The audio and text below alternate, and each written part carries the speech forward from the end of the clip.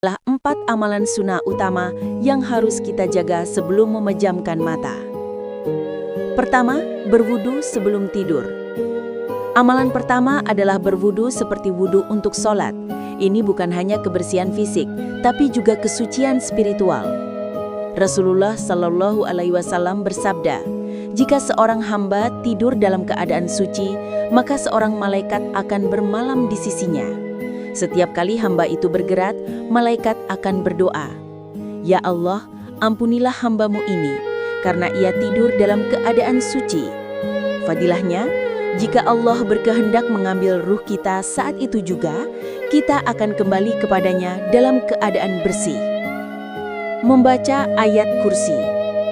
Amalan kedua adalah membaca ayat Al-Kursi, surat Al-Baqarah ayat 255.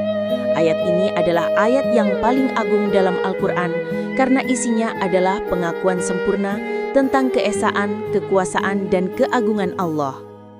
Fadilahnya, siapa yang membacanya sebelum tidur, maka ia akan dilindungi oleh penjagaan dari Allah dan syaitan tidak akan mendekatinya hingga pagi tiba. Ini adalah benteng tak terlihat yang melindungi jiwa dari bisikan dan godaan di malam hari. Menghatamkan Al-Quran Mini, Al-Ikhlas, dan Mu'awwizatain. Amalan ketiga adalah membaca surah Al-Ikhlas, Al-Falaq, dan An-Nas, 3 kul.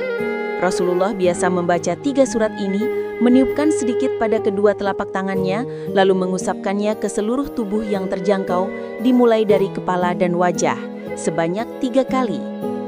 Makna mendalamnya, Al-Ikhlas adalah pernyataan tauhid, setara sepertiga Al-Quran.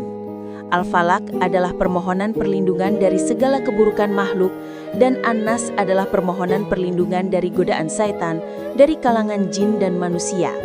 Ini adalah perisai paling ampuh untuk malam hari. Muhasabah dan taubat. Amalan keempat yang sering dilupakan namun paling mendalam adalah muhasabah dan istighfar. Sebelum berbaring, ambillah waktu sejenak untuk mengingat segala kesalahan hari ini. Tutup hari dengan kalimat istighfar dan taubat yang tulus, bahkan jika hanya mengucapkan Astaghfirullah wa atubu ilaih. Fadilahnya, tidur kita berubah menjadi ibadah.